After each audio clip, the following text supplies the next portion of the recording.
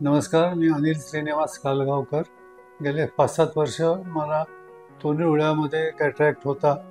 तरी देखील मी थोडं काम करू शकत होतो.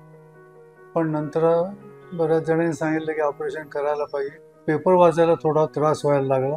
म्हणून मी आनंद देशपांडे यांच्या क्लिनिकमध्ये आलो. त्यांनी माझी तपासणी केली आणि त्यांनी मला कॅटरॅक्ट करायचे सल्ला दिला.